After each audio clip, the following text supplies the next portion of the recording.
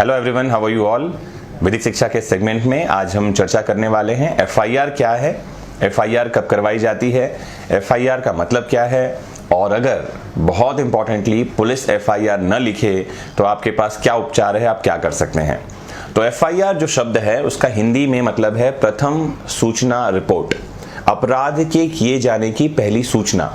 FIR का मतलब है फर्स्ट इंफॉर्मेशन रिपोर्ट।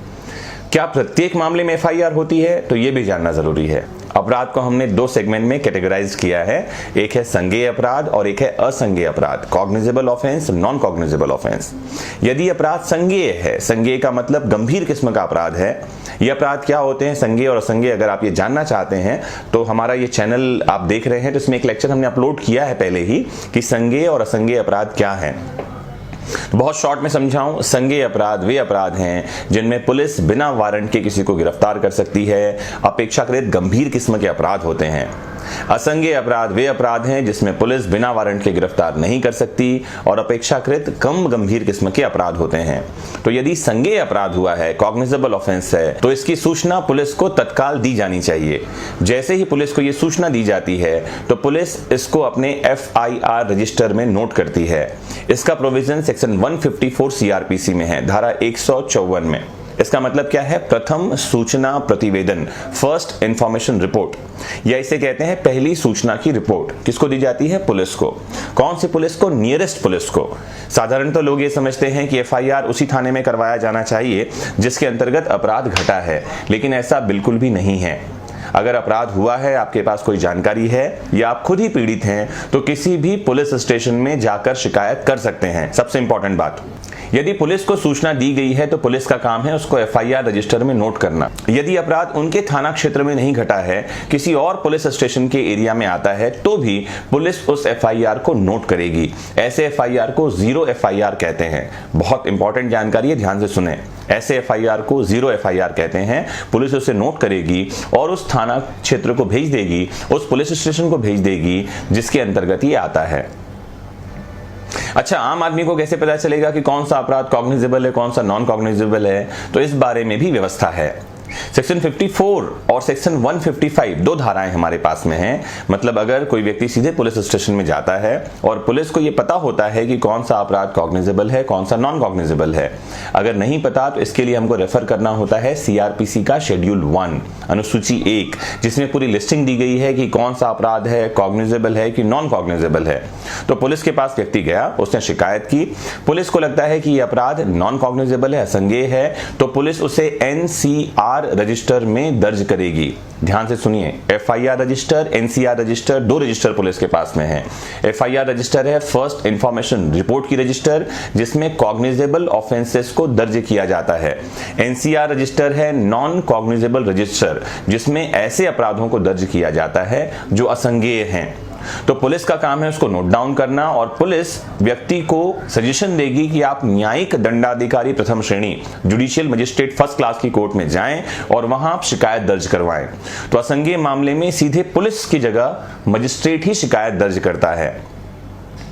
बहुत कम लोगों को यह जानकारी होती है कि शिकायत करने मजिस्ट्रेट के पास जा सकते हैं। जी हां, कोर्ट में जाएं और जुडिशियल मजिस्ट्रेट फर्स्ट क्लास के कोर्ट में शिकायत दर्ज करवाएं। इसकी परिभाषा हमको मिलती है सेक्शन 2D सीआरपीसी में, जिसे परिवाद, कंप्लेंट या शिकायत कहते हैं। तो पुलिस का काम क्या है, आपकी मदद करना अपराध के निवारण में और अपराध होने के बाद अभियुक्त को पकड़ने में। तो पुलिस के पास आप जाते हैं, शिकायत कैसे की जानी चाहिए, तो शिकायत जो है वो बोलकर मौखिक की जा सकती है, शिकायत लिखित की जा सकती है। दो ही तरीके हैं हमारे पास में और इन दोनों तरीकों से की जा सकती है। पुलिस आप पर यह दबाव नहीं बना सकती कि आप लिख करके दीजिए। तो जब भी आप शिकायत करने जाएं तो सेक्शन 154 आपको अधिकार देता है कि आपकी शिकायत अगर मौखिक है तो पुलिस वाला उसे लिखेगा।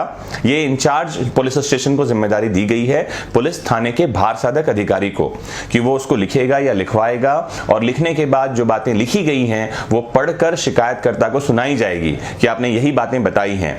अगर वो कहता है कि हाँ मैंने यही बातें बताई है तो उसे एफआईआर में जहां लिखा गया है नीचे हस्ताक्षर करने होंगे।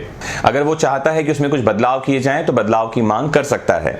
या दूसरा तरीका, आप स्वयं ही अपराध के बारे में लिख करके जानकारी पुलिस थाने में पहुंचा सकते हैं। आपने जो बातें लिख कर दी हैं वही बातें एफआईआर रजिस्टर में नोट की जाएंगी और बहुत इंपॉर्टेंट ये है कि उसकी एक कॉपी आपको फ्री ऑफ कॉस्ट दी जाएगी। सेक्शन 154 ये कहता है उसकी कॉपी फ्री ऑफ कॉस्ट शिकायतकर्ता को दी जानी चाहिए।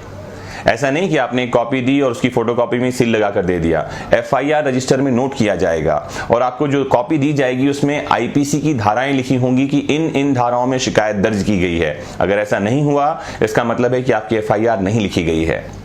तो एफआईआर नहीं लिखे जाने पर क्या उपचार हैं वो भी मैं आपको बता रहा हूं इसी लेक्चर में। अगर एफआईआर नहीं लिखा गया है तो आपके पास एक रेमेडी ये है, सेक्शन 154 पैराग्राफ 2 ये कहता है कि आप सीधे संबंधित एसपी को, सुपरिटेंडेंट ऑफ पुलिस को उसकी समरी लिख करके शिकायत में भेजें। आप लिखकर बताएंगे कि मैं इस थाने में इस समय गया था, यहाँ ये व्यक्ति मिला और उसने एफआईआर लिखने से मना कर दिया और मेरी शिकायत ये है। और कानून ये कहता है कि इसके आगे का काम एसपी का है, वो आपकी एफआईआर दर्ज करवाएंगे और मामले की जांच करवाएंगे। तो एफआईआर के बारे में प्रावधान ये था। बहुत साधारण सी बातें हैं जो कि हमको जानना चाहिए क्योंकि ये हमारे अधिकारों से संबंधित है। जितना आप कानून को जानेंगे उतना आप एम्पावर होते जाएंगे, क्योंकि मैं हमेशा ये कहता रहता हूं कि money gives power but knowledge is power. पैसा शक्ति देता है लेकिन ज्ञान अपने आप में शक्ति है। तो ये चैनल आपको एम्पावर बनाने के लिए है, लॉ की जानकारी देने के लिए है। हम कोशिश ये कर रहे हैं कि भारत में जितने भी कानून हैं उन सब के बारे में लेक्चर्स आपको इस चैनल पर मिलें। और अगर आप कुछ और टॉपिक पर ये लेक्चर सुनना चाहते हैं तो आप मुझे सीधे कमेंट बॉक्स में लिख सकते हैं, पूछ सकते हैं। एक इंपॉर्टेंट घोषणा ये है कि बहुत जल्दी ही हम अपना एक वेबसाइट लॉन्च कर रहे हैं www.vedicshiksha.com और यहां पर आपको कानून के संबंध में नोट्स, आपको यहां वीडियो लेक्चर्स, ऑडियो लेक्चर्स और लेटेस्ट खबरें, ये सारी चीजें मिलती रहेंगी। हमसे जुड़े रहें, शेयर करते रहें, सब्सक्राइब करें। बहुत इंपॉर्टेंट ये है कि थम्स अप करें। अगर आपने चैनल देख लिया, अगर आपने ये वीडियो देख लिया, पसंद आया है तो थम्स अप करें। आज के लिए इतना ही। Bye bye, take care, have a nice